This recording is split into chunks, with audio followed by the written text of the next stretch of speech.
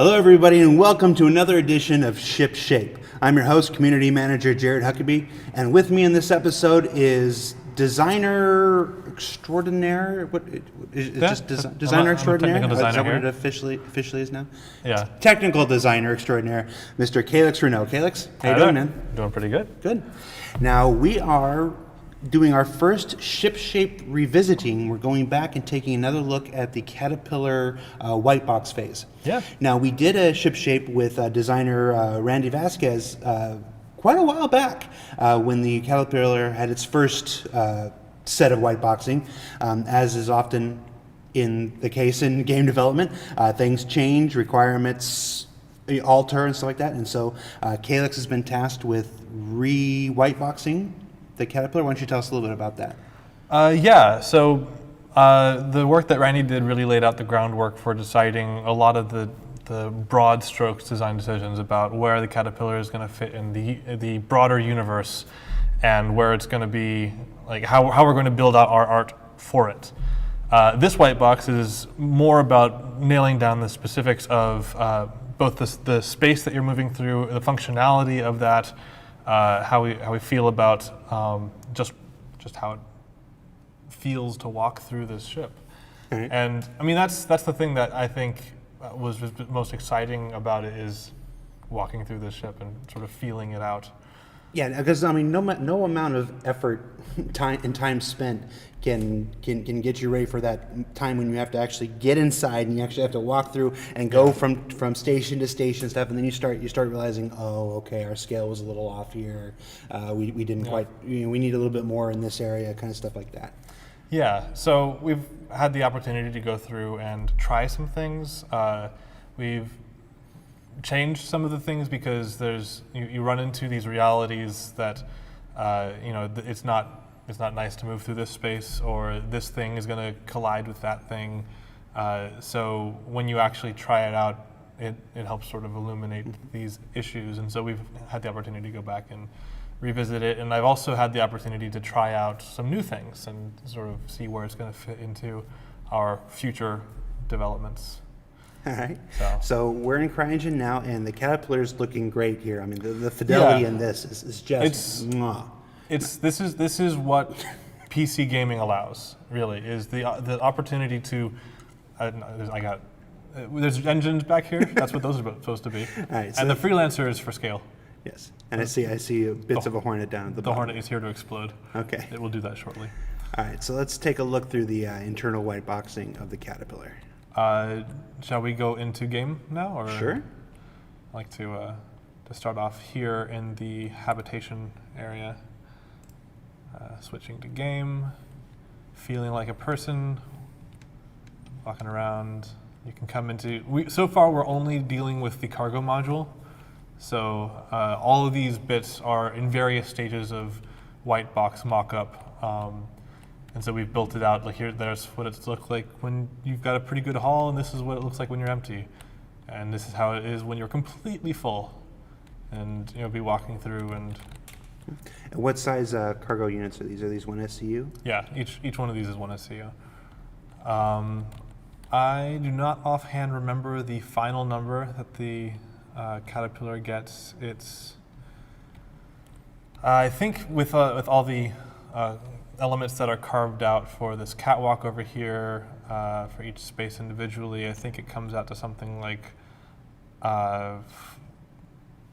Is it 90 or is it 120? Not a final number. We're gonna not a final number. We're gonna deal with that. But if you load it up completely, you have a fair amount of cargo at your disposal. Okay. So this is an empty cargo module here, and notice there's a catwalk on one side. Yes. Okay. And you have the ability to come over here and open it up. Oh, nice. It's kind of cool. Now the original whitebox in the Randy did had the catwalk rather through the center. Yeah. One of the reasons that we wanted to switch it up, we felt that, in the context of eventually having firefights in this thing, it was nicer having split level here rather than having a thing over you.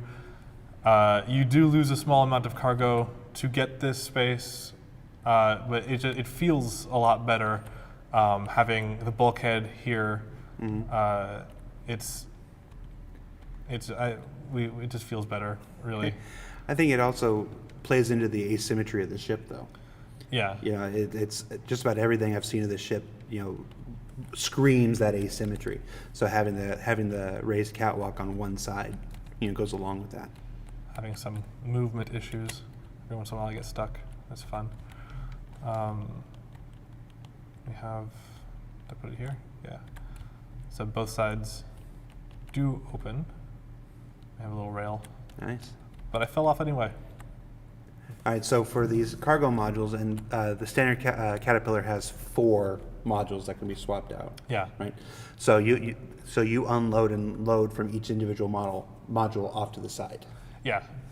And you'll probably be doing it from that side, your tractor beam's over there, but you have the capacity to go through this way. Here's one short mock-up of the, we're starting to implement or think about terminals and some of the more ambient interactions with your ship of, you know, I walk through here and I want to know what's in this space, and this thing should tell me, and I should be able to interact with this and find out what those things are. This would be repeated throughout each of them, but I only put it into this one. And we have, you know, double doors opening up between everything. Okay. And that's because the modules can be separated. Yeah. So. There's no guarantee there's another thing on this side. And I'm getting stuck again. So you've put components in every single one of these, and in this case we've placed them above where you're going to be able to deploy them out to bring them down for physical repair. You'll be able to reach into this and swap out, like do whatever welding or what have you. If there's something to swap out, you'll be doing it there. I'm such a homer. You see me tilt my head like I'm trying to look under it. I have no 3D goggles on. And come up to the front, and we have that leads up to a turret, which is only mocked up here.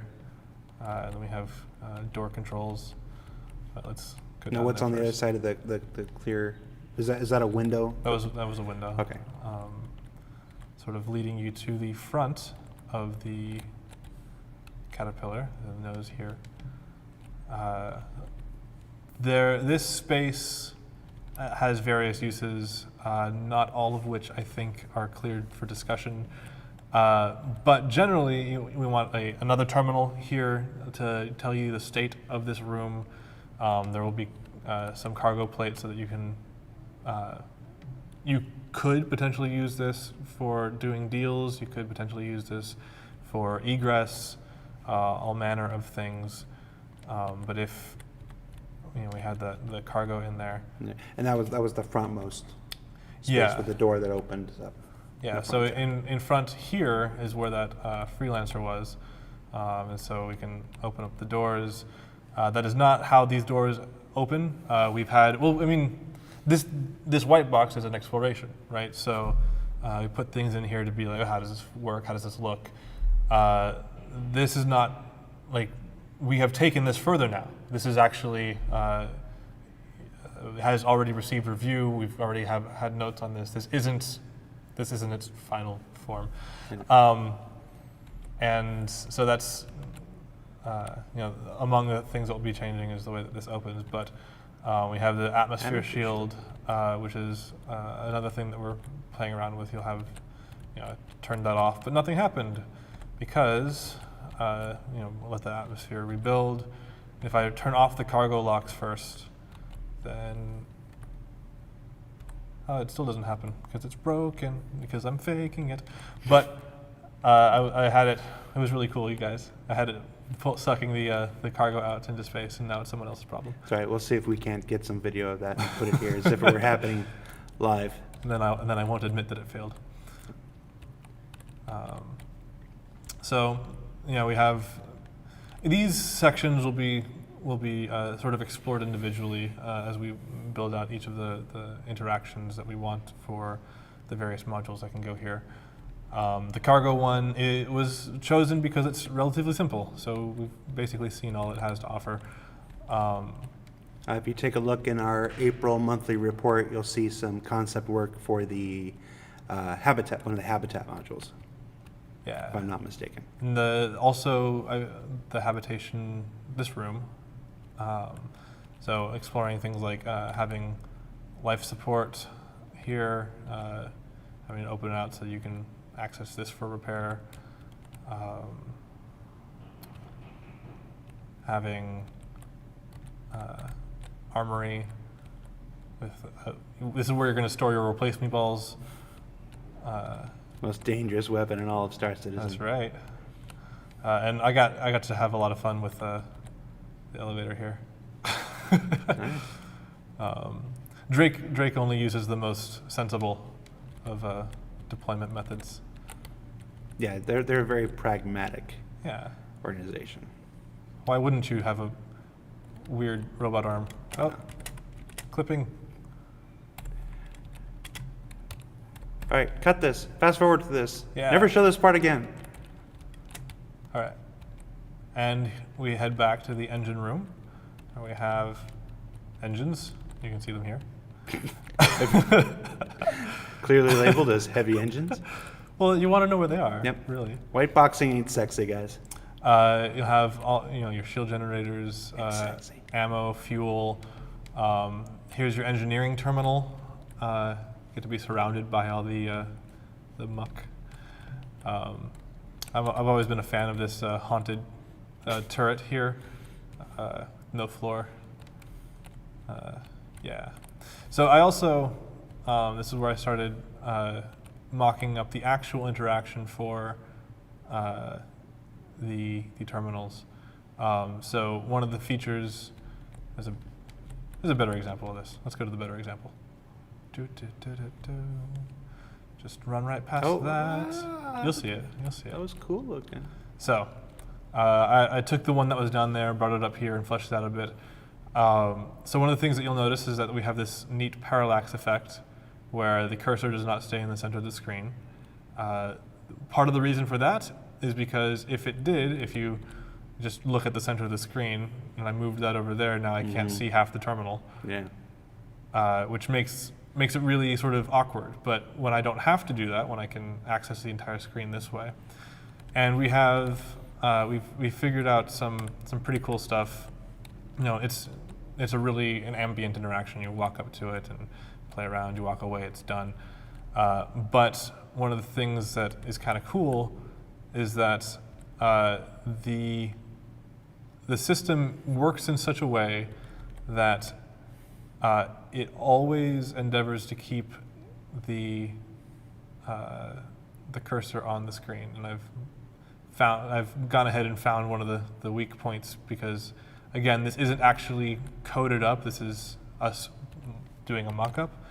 But you'll be able to view a terminal from any angle, and it sort of naturally draws, even if you start off over here, just through interaction, you'll end up looking at the majority of the terminal having it on screen if you're interacting with it. But there's nothing stopping you from looking away.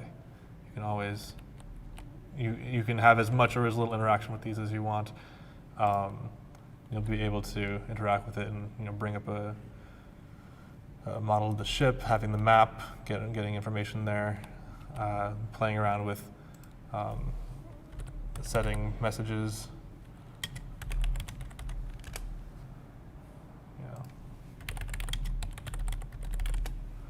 But that being able to set things to leave ambiently in your ship, really make it yours. We have. What is this area here that we're in right now? We're currently in the command module, which is the detaching escape pod type thing. It's also the bridge of the ship. You can kind of see it. I don't have it in it right now, but standing next to it, it's not given the layout of the ship. It's actually not that bad of a view. Like we don't we were able to raise it up to have it prevent it from occluding the majority of your view. So it's it's not actually that bad. You do have to be careful because you're not at the center of mass. So when you're rotated, it'll be a different experience. But the view should be just fine.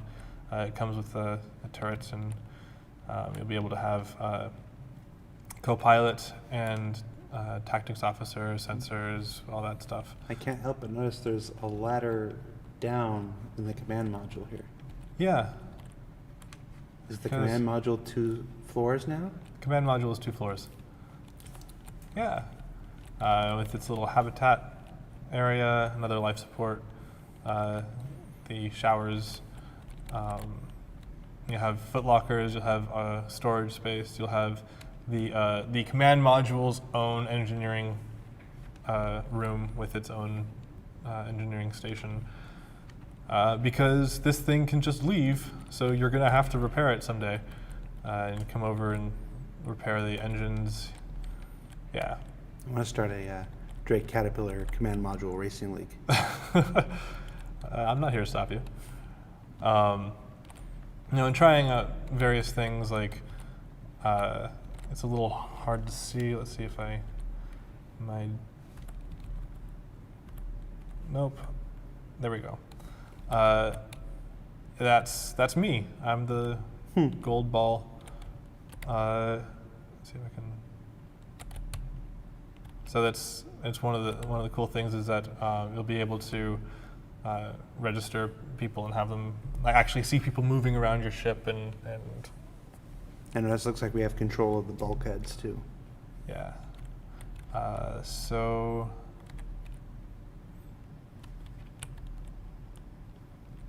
Yeah, you can go over and you can manipulate it from the terminal. You'll be able to open and close the doors, which is all the way over there, but it's definitely happening.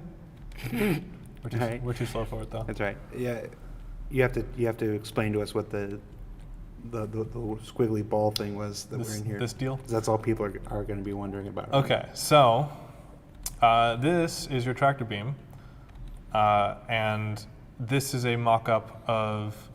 Oh, hey! It's lost some cargo. It did work. I told you it worked. I never doubted you.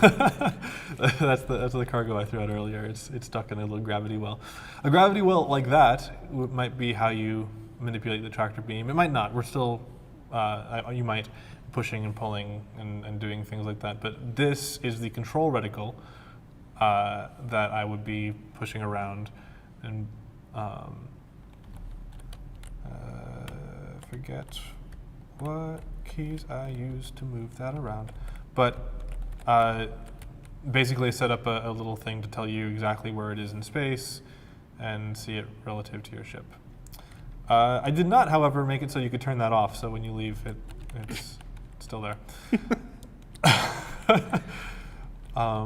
This is a good chance to remind folks that this was for an internal, proof of concept and whatnot. It is not designed to be shown externally. This is one of those things that we do that most other companies wouldn't. But yeah, we know you guys like to see things in their earliest state, in their roughest state, so we take the opportunities when we can to show you warts and all. Yeah. We have the avionics room, the server room, power plant room. I have the jump drive and coolers and some more of the engines here, and so double-decker engineering bay. Pretty nice stuff. Is there anything else that was rad? Probably. I love Drake though. Yeah. I'm a pragmatic guy, so I like the pragmatic. I'm also a big fan of the used future. I'm much more a Blade Runner guy than a Minority Report guy. So Drake, the Drake aesthetic in general really speaks to me. Yeah, and I like, having made this space walkable and interactive. I like the degree to which I feel like I can just reach out and touch the ship, and how it feels, even with nothing in it. To me, this feels lived in. This feels like a real meaningful space. So I like, and the ladder here just leads back down to engineering Cool. Well, and the haunted turret. But right. I think that's pretty much it for this. Calix, thanks for taking the time to Oh, my pleasure. show us some work. Of course, the Caterpillar has already iterated past this. Like I said, the front doors have changed, whatnot, and we've begun not only concepting the different modules and inner workings, we've even begun building some of the modules. I have seen Elwin has already built out most of one of the habitat modules. yeah, So Drake Caterpillar is in progress. It's on its way. We hope you enjoy these early looks like this. And yeah, it's been Shipshape for Shipshape Drake Caterpillar 2. thank you. I'm Jared. That's Calix. Calix. Bye. Finger guns.